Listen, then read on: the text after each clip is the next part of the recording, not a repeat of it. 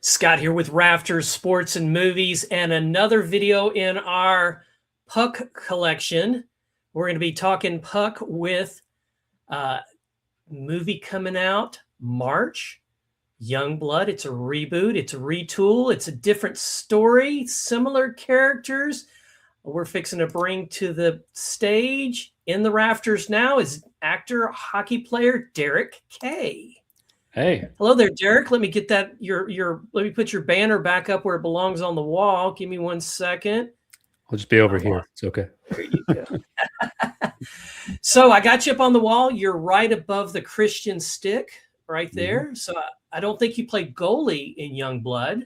No. But you got to pick on the goalie, right? We definitely did. Yeah. I do not have the hip looseness for the goalie situation. I tried playing once when I was a kid, but it was too much for me. That's for sure. I'll stick to the forwards. I never wanted the pucks flying at me, and so no, that was a hard no for me. I never wanted to take and put on the mask, and that was never. That's never. Back then too, man. Those masks, like that's.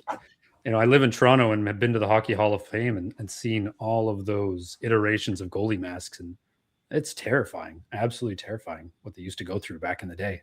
Nowadays, I mean, still guys are shooting the puck 90 plus miles an hour at your head. Like that's so which, think about it. Which came first, the chicken or the egg? So who wore the hockey mask, the new version of the hockey mask first? Was it the baseball players or was it the hockey players? Right. I think that's a good one. Yeah. I think the hockey players were doing it first, I want to say. And then I think the baseball catchers probably saw that and were like, that is a good idea.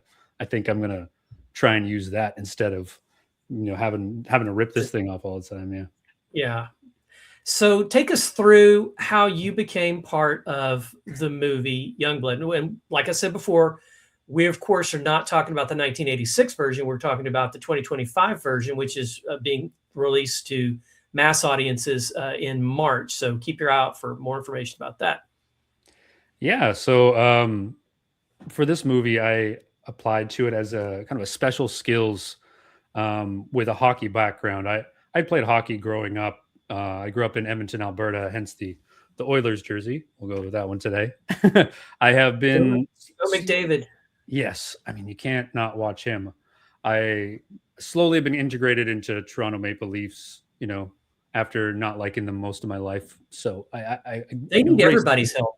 They need so much help. Yeah, they really do. They've had a tough go as well. So, I mean, but yeah, so I grew up playing hockey for the most part, and it's just kind of a regular part of life, playing floor hockey 5 hours a day in the summer with your friends.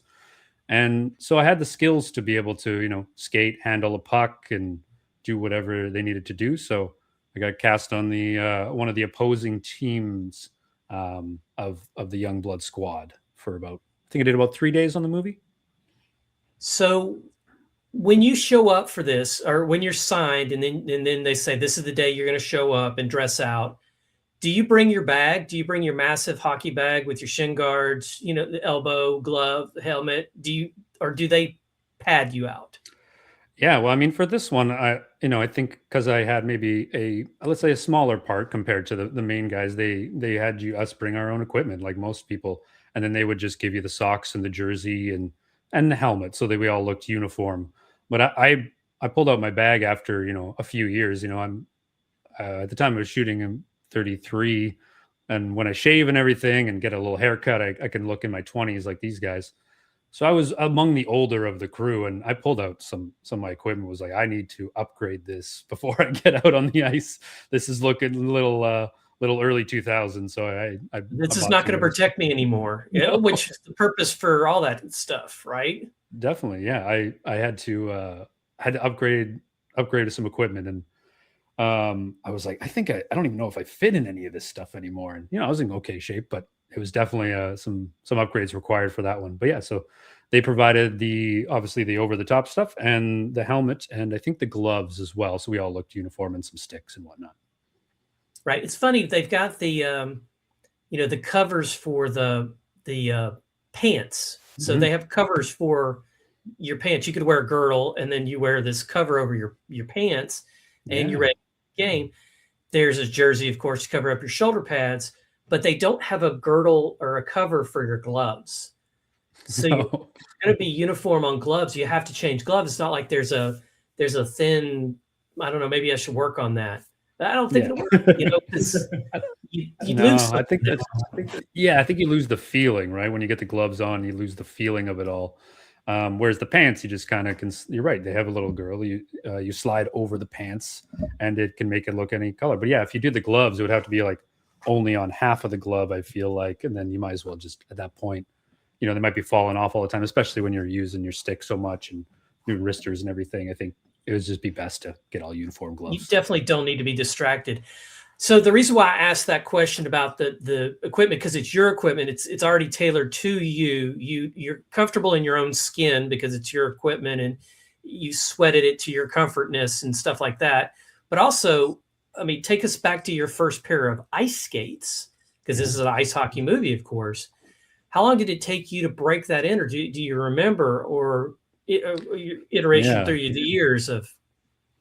Yeah, I mean, I put on my skates that I've had since I was 13 or 14 years old. They're a little tighter now, so I might have to finally upgrade, but some old grafts that Oh, are still, wow. yeah, still looking good. But I remember when I was growing up, I wanted my skates as tight as possible, and that's how I'd break any in. I would also buy used skates because sometimes they would already be broken in if you had to, but as tight as possible. And I remember like getting my dad to be like, cut off my blood circulation. I do not want to feel my feet. The old, I think Gordie Howe style is what they used to call it. Get them small, get them tight, and you can really feel the ice as much as possible. Feel every edge, that you're going out Also, there. when you turn, you're really going to turn, in my Exactly. opinion. You know what I mean? 100%. Because you're one with your skate. And then you've got the whole edges, because I think a lot of the layperson doesn't understand the blade is actually like that. Mm-hmm. And it's got a little concave gap in the middle. And then you're either skating on both or you're cutting on one. And so you Yeah. already knew all that. Yeah, I did. I had that knowledge in my head. And actually, it's really interesting you mentioned that because when I went to sharpen my skates, I was like, I haven't used them in a while. Let's get them nice and sharp. I'm used to that edge cutting, like you said, both sides of the blade, just being able to do whatever and getting that real good feel for the biting of the ice, so you can actually turn into it. I took them to a store that unfortunately did not do a good job, and I looked at the blade when I left, and I was like, that doesn't look very sharp. It's like it looks kind of off, but I kind of ignored it. And then as soon as I got on set, the first time I stepped on the ice, I was like, I don't have an edge. I don't have any edge whatsoever on these skates. And luckily we were just doing some light skating, but I was panicking inside for that first half of the day until lunch, because I was like, I don't even know if I can skate. And so I'm searching up, I'm talking to people. Do you got the edge scraper? I'm scraping the edges. The little blade, the little bone, the Yeah, little yeah. rock bone. That wasn't helping, and I looked like a wobbly thing. I'm like, I know how to skate. I've done this my whole life, and I'm starting to sweat. I'm like, oh, like not from just skating. I'm worried, and so I found a skate sharpening place that was literally across the street, and I got them to do my skates during lunch. And luckily, when we came back, we had a bigger skating scene that I had to do, and everything was a-okay from that point on. But for a while there, I was sweating, and I will never go back to that store again, because you know how important it is to sharpen your skates and have them be as sharp as possible. So people don't understand, people that aren't around hockey or have not played hockey don't understand the Hans character from Mighty Ducks. Hans not only was Gordon's mentor and boss, but also he was a master skate sharpener. Yeah, in the movie, of course. I don't know if he was in real life. probably at the end of that movie. So I would think so. when you're going to get your skate sharpened, if he looks younger than yourself, he's probably not going to be understanding how to sharpen a skate in the first place. He's just somebody drawing minimum wage versus somebody that's older than you, definitely has gray hair or no hair. And then you're like, oh, okay, this person probably knows what they're doing. Definitely. That's been my experience with skate sharpening. Of course. Yeah. I would always take it to the same person every time. And now that I moved out here, they have a franchise called Hockey Life that I think they use a machine now that like can really get it down. So I'm not sure if the personalization and the skill, like you have said, of somebody getting the actual blade to get nice and sharp, is still there. If that's something we might have lost to machines, but if there's still people out there who can do it, I love to see that, because it's yeah, it makes the biggest difference in the world. When I stepped on that, I went back at that end of the first day and got them sharpened even more. So when we were on the ice for day 2, which was a lot of us, a lot of moving around with the puck, shooting, doing sequences, doing line rushes, and a big hit sequence, which we can get into a little bit later. All that work that required a lot of edge work, or required a lot of speed, and it was able to have no problem and no issue, and feel like I was, back on the ice as a teenager again. It was great. Yeah, I think it's so underrated. And when you go to a rink and you rent skates, you're getting not good skates in the first place. Yeah. Regardless whether you're getting figure or hockey, because most ice rinks will have a choice. But if you have your own, they're your own. I mean, it's a skill set. This is not like football or baseball. Most people already know how to walk, but not everybody knows how to skate. So walking and chewing bubblegum, it can be hard for some people. Skating and chewing bubblegum is hard for everyone until they get it down.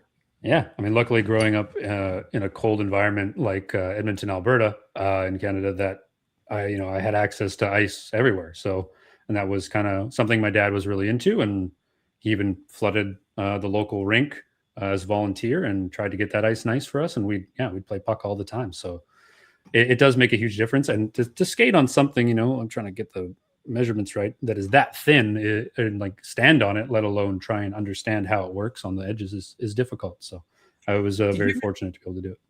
Did you ever get to play on pond? Did you ever get to play outside in the pond? On a pond? Yeah. That's like, that's a silly question. No, definitely. I told you where I live. Yeah. No, you're from Houston, right? Right. Yeah, we don't have.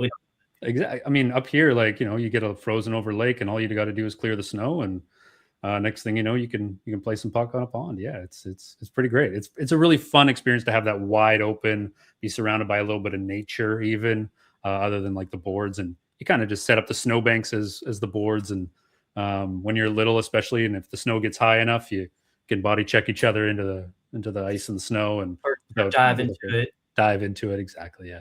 It was great. So what can you tell me about Youngblood itself? I mean, I know that you were there for 3 days, and you shot last year, the year before, and I also know that there was a director that passed away during the filming of or somewhere in the process. I don't know if it was filming or it was pre-filming, but he had passed away, which slowed things. I think it must have been in the prep. So you may not have even been. No, I wasn't a part of the process when that happened. That's the first time hearing about it. That's unfortunate. But yeah, I think the guy who was there doing the directing, he was there most of the time. And him and I know your previous guest, Scott. Chris, what was his name? Chris. Thank you. Chris. Chris Nelson. He was doing most of the on ice stuff with us, where the director would do some of the the locker room stuff and kind of the off ice. So a lot of the action sequences Chris would take as part of his job. So yeah, I mean, we filmed it filmed 1 year ago. I think last February it was filming. So a pretty quick turnaround for a movie, to be honest, to come out a year later, which I was pretty impressed with. And yeah. So I'm guessing not a bunch of CGI, far as you know, in this one. This is the hits are real, the skating's real. We're gonna have a realer feel than the original, because the original, he had a lot of slow-mo, a lot of, when he takes the penalty shot, it's a lot of, big wide turn before he takes on the puck. And yeah, I mean, from seeing the, myself from the trailer, I wish I got to see a few more things, but you can see there's guys on the ice with the cameras. Those big long shots you see in the original might still happen from the stands and stuff, but you're going to see close-up action. Some of these guys who, were the main cast and doing those stunts and like the hits you said, they are high professional junior A guys who are very skilled and very fast. And so when you got a camera in there, you got high paced, fast sequences happening at all times. So I think you're definitely going to get a different feel than the original. Obviously, when you're shooting in the 80s too, it was, it's not as much close-ups, and the action sequences definitely weren't as, on shaky cam. And with digital, you can do a lot more things. So it's going to be interesting to see the tone for sure. So let's go there. Let's talk about the you teased it earlier, the hit scenes, the checking scenes, and first set it up for those that aren't as hockey, vocab. Sure. Tell everybody what a check is. Yeah, check is like when somebody on either team is going to hit the other person and try to check them off of the puck in order to gain possession of the puck. So in one of our scenes, one of our teammates takes a run at one of the Youngbloods teammates, and some on their side might consider it a little dirty. Our team obviously did not consider it a bit of a dirty hit, a little cheap hit, a little thing. But one of his teammates gets absolutely, as we'd say, drilled and just ends up going flying, equipment all over the place. So yeah, we actually got to set up a sequence where we kind of talked it out and be like, certain person's going here, certain person's going here. Puck comes across, bit of a suicide pass, as we'd call it, when one guy's coming up the one side of the ice, looking back at the other person trying to pass, and doesn't see a guy coming across the ice in order to meet him as that puck is coming towards him. So then he ends up getting blown up, which is really fun. So was it like a T-bone, or was it a Mack truck straight on hit? And more of a T-bone, I think, from what as a year ago. So we'll see how the sequence, if it ends up in the movie, but I think it was a T-bone hit. And yeah, both guys were safe. Both guys were fun to watch because it's on ice and it's luckily you're in full equipment, but the stunt guys got to sell as much as possible. So there's not a lot of, like, in a normal stunt sequence in a movie, you might have padding, or like you'll, move the camera only this high to see nothing below. But this was on the ice, and those guys, they're not small guys, and they were going pretty hard.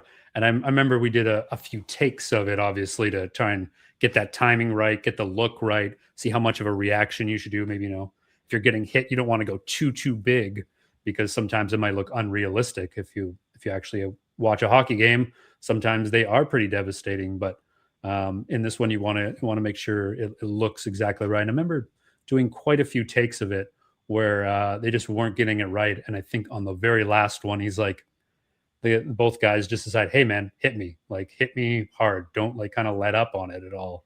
And he went in and he body checked him right in the chest. And you could hear the air kind of come out of the guy's lungs a little bit, like, and he went flying, and they said, cut, print, we're moving on. And both guys shook each other's hands, and he said, I'm okay. That was a good hit. That was a good one. But you could, the guy on our team was a very a burly guy. He's actually a regular on the series Shoresy. So he knew what he was doing. So talking about checks and hits and things like that, just hockey in general, when you the commentators talk a lot about finishing the check. Okay. Yeah. And so for those that don't know hockey as well, finishing the check is literally hitting through, continuing on, versus pulling up, holding up, stopping, and just giving him a love tap. Oh, here you go. Hi, how are you? And just, going through him, which is not illegal. There's nothing illegal about it, as long as he has possession of the puck, or is fixing to get possession, or just left possession. Yeah, I mean, there's exactly. Yeah, so he would have possession of the puck, and then you can either do it while he has possession, or there's a small buffer zone of a second or two after he's gotten rid of the puck where you're allowed to, finish your check right into him. And the point of the finish of the check is to, instill a little bit of fear in the other opponent. Like, hey, you have to get rid of that puck quickly, or you're going to get hit by me, or I'm going to, honestly try and inflict some pain on you, and make you remember that the next time that you have the puck. So maybe you mess up, maybe you make a mistake, and just to wear you down. You see it in the playoffs, especially when they're doing a best of 7 game series. I was going to say 3, 5, or 7, but that's my baseball mind coming in.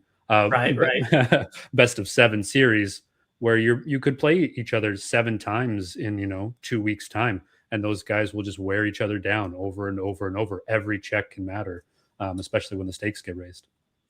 Right. A lot of pads. What's your favorite padding? What's your favorite piece? Well, let's open it up. What's your favorite piece of equipment? Peaceful. Well, I mean, the groin protector is the best piece for the man, myself, but it's a No, I definitely would agree with that. I definitely, but otherwise, I love skates, man. I think like we've talked about it off the top. The skates are just, they feel like a second part of the foot. When you get going fast enough, you can just, like you said, on pond hockey, for instance, you can just glide and skate for days. I love looking at speed skaters in the Olympics, the way they can just like move their body very beautifully, or figure skating even, like a dance on ice. Like the skates are something that are a really beautiful thing to be able to master. And as an Oilers fan, I get to watch McDavid do it. He is the greatest skater of all time.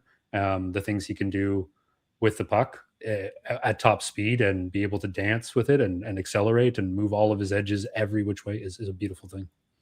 Yeah, his start stop and his ability to explode and to get space, create his own space is truly amazing. And it is really kind of sad that he hasn't won a cup yet. Oh, And I know there's been talk for years like, well, he's got to get out of Edmonton in order to do that. He's in the shadow of the great one.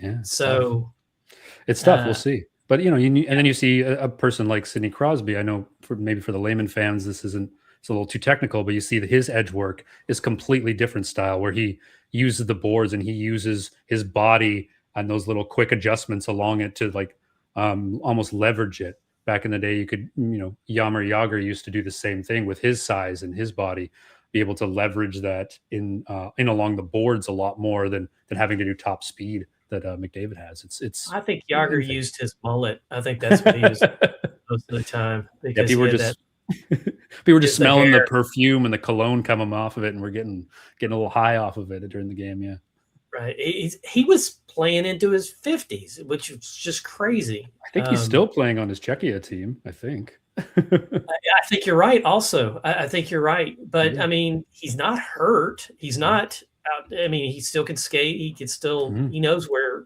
nothing's changed, and he's not hurt. I don't know. If you love the game, you love the game, right? Yeah, exactly. So what do you got going on? What's coming up for you? What are you working on right now that you want to talk or can talk about? Sure, yeah. I kind of launched my own video production company last year. So Go ahead, tell me what it is. Yeah, it's I put it right there in the description. Let me see here. It's the DK Way is kind of my new thing. It's the DK Way Productions. And I'm starting to shoot more stuff and try and get some editing clients, some video clients. I'm going to start doing some travel stuff this year. I keep auditioning for things, and hopefully something else will come up this year. That'd be lovely. So yeah. Okay. So focus on the video. I'll add that into my description. I'll get that from you off screen, and I'll add that into the description so people can look you up. I'd love that to blow up and just be mega great for you. As much success as you can handle. That would be awesome. Thank you. Same to know you early before you get going, and then to see it blow up into your niche thing or your global thing, whatever the case, whichever way you're going to go. There's always help that's needed in travel for sure. And being able. So you like being behind the camera as I like both. Yeah, I like both. I know the excitement of being an actor and being on the screen is fun. And I love diving into characters and emotions and how to shoot sequences too. And I like working the other side of my brain where it's the creative of how can we frame this? How can we story tell this? How can the lighting change and the mood change? And how can a composite of a shot even change how you feel about something? And then just storytelling, just talking to people, getting to know people. So if I can incorporate that with local businesses, trying to reach out and do advertisements with local businesses as well, that's something I'm going to focus on this year as well with the video business. So to help out the local community as well and get people's names out there that need it, instead of us, always going to oh, I'll go to the big chain here, the big chain here. It's like, well, maybe your local guy can do the same thing as well. So trying to keep it a little more local in my community I like is it. a big thing. I like it. I like that idea. I mean, it definitely makes sense because also the local guy's going to know the best spots to shoot. Also, they're going to know about the train that comes through at 5 o'clock on Tuesday only. Yeah. He doesn't come by any other time. So when they Yeah. scouted that spot and they thought it was great, they're like, "This is awesome." Yeah. But they're going to shoot on Thursday, not Tuesday, and that, There you go. you know, or they're going to shoot it on Tuesday and they visit it on Thursday, and that train's going to come through on Tuesday and just wreck their shot, and the local guy's going to know that. Yeah, that's true Whereas too. they're not. Or Mhm.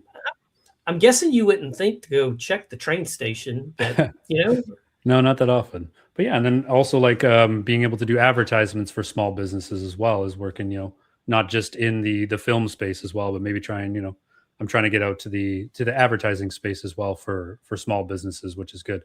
So, combining those two categories together, you can kind of get a bit of a team and you can kind of like start to build your local community up, which is kind of the goal this year. excellent. Well, let me get this up on the board so you can see Sure. it. So next we're going to do 4 to 5 questions in 4 to 5 seconds. So this is rapid fire sequence. Okay. And so here we go with our first question. What is your favorite sports moment? It could be a personal moment, or it could be something global. It could be something. Yeah. I mean, I remember it very vividly, obviously, the Canada US Olympics in Vancouver in 2010 was probably one of my favorite sports moments when, when Sidney Crosby scored the overtime goal on against the United States. That was probably one of That was crazy. Yeah. It was a crazy game, and like you don't know which way it's going to go. Obviously, you being from the States, I'm sure it was maybe a bit of a tough watch, but I know all of Canada was celebrating at that time, and to have a guy like Sidney Crosby who was on the huge rise at that point, and they're talking about him being the next great and this and that, and all the pressure that was on his shoulders, and for him to step up in that moment and score a goal like that was. I mean, I was in my house with everybody and with my friends and family surrounded by. We were all celebrating. We pulled out the tequila afterwards. Everybody was shut down for the day. Like that was the only thing to do for the day. It was a great moment. I definitely think that there should be a holiday the day after something like that. It should be like nobody has to go to work at least until noon, right? Yeah. I mean, let's savor the moment and enjoy all of it, and don't make me go to work the next day. Yeah. Next question. First sports movie that you remember going to see or seeing on maybe DVD? Yeah. I remember. It's called The Rookie. It's a baseball movie. Okay. I don't know if you remember Dennis Quaid? or maybe no, the Rookie of the Year. Excuse me. Okay, so that's the one with the kids. Kids. Yeah, I was a kid back then when it came out. And The Rookie with Dennis Quaid was also a good one. I remember that one. I enjoyed that one. The Rookie of the Year, I remember because it was more of a comedy. John Candy played the announcers, and Marv from Home Alone played like the sports medicine coach, and the kid breaks his arm, and all of a sudden he's actually that's Daniel Stern, I believe. Daniel Stern, played Marv. He was also the director. Was he? Oh, I didn't know. That's a great. I love that. He was drop. the director of that. And the only reason why I know that is because I just rewatched it in the last month. Fantastic. Yeah, I know. One of my favorite quotes that I still quote with my dad all the time is, "The hot ice. You got to heat up the ice cubes." It's like it doesn't make any sense. He gets locked in it during the final game, and he gets locked in all the time. Yeah, he got locked in. He got locked in the hotel one time. Got locked in between the doors of the adjoining rooms. Yeah.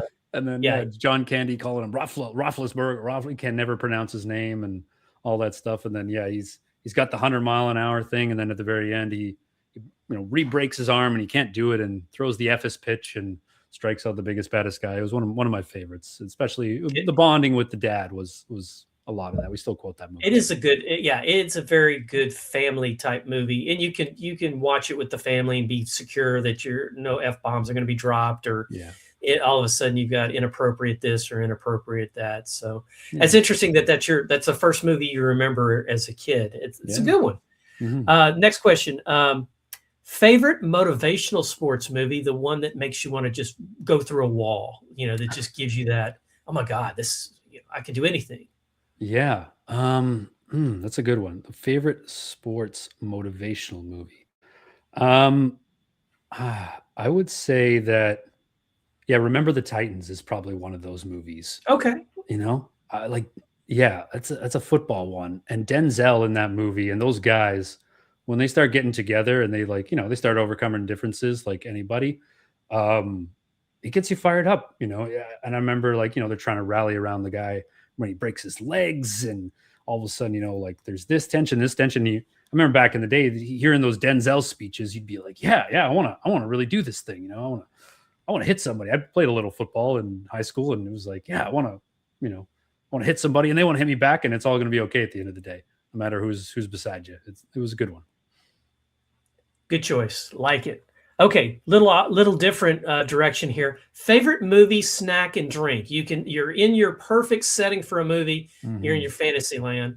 Yeah. Comfiest chair, the temperature's just right, the screen's big enough, the sound's perfect, all that good stuff.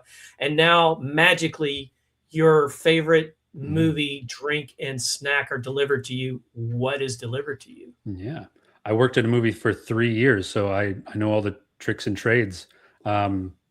You're gonna get a large popcorn with, like, triple layered butter throughout, so you're gonna be good to go. And I'll take either a Barks root beer or a Coca-Cola, because I know the wife likes the Coca-Cola, so I might steal some of that, and the Barks root beer has that extra bite to go the salty and the sweet. And then if I'm feeling extra sugary, which I don't often these days, but when I was younger, I would absolutely crush a bag of Fuzzy Peaches. Fuzzy peaches, okay. The other day, somebody said Swedish fish. I'm like, that's Hey. a kind of Mhm. the same family there Yes, of those soury definitely. uh, gummy type Yeah, just, when you're snacks. younger, just burn your tongue off with sugar, it's fine. It'll grow back. Right. Oh yeah, yeah. Diabetes, we'll deal with it later. No big Yeah, deal. No big exactly. deal. And now we're dealing with it. Now we're working out and Unfortunately, eating I healthy. might be dealing with that at some point. So There you go. yeah, sugar's not good for you, but No. it tastes so good. It tastes so good. Definitely. So one more question, which is not part of my 4 to 5, but it's one I'm testing, one that's new.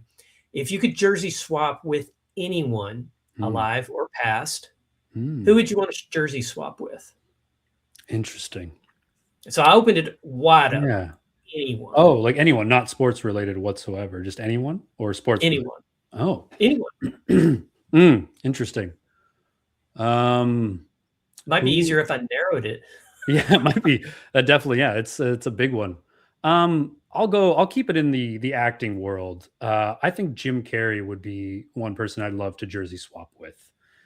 Growing up, Okay. doing a lot of comedy and sketches and all, these, like, I grew up doing improv and theater and different things like that. He was always one of those people, and he's obviously Canadian, so we'd always root for him. And he was just so funny growing up that he's a real hero of mine, of just letting it all lay out there. And yeah, I think he'd be one of those people. Oh, I think that's very interesting, very good. You laid it out very nicely. He's a funny guy. Oh I yeah, mean, almost every one of his comedies is just, you know, a Pet banger. Detective. Yeah. Pet Yeah. Detective. That's just Yeah, crazy. Some the of the stuff he mask. does. I got to do some performances this Christmas as the Grinch. Like a live performances and acting and stuff. And that was a dream come true. Like, just like Youngblood was a dream come true, to be on the ice and playing hockey and in a movie, like I imagined when I was a kid. Being the Grinch, same thing. This Christmas, it was just to be able to watch those things, then kind of embody them as a kid. You're just like, oh, this is so fun. So Excellent. Excellent. Well, Derek, I'm going to put you in the back just for a second. Thank you so much for coming on the program. I'm going to close us out. Say goodbye to everybody. thank you very much for having me. Cheers. That's been DEREKKAYE. This is Scott with Rafters Sports and Movies. Thanks for watching. Be on the lookout for Youngblood coming to theaters in March, and be on the lookout for DEREKKAYE. You might just see him again. This is Rafters Sports and Movies. Game over.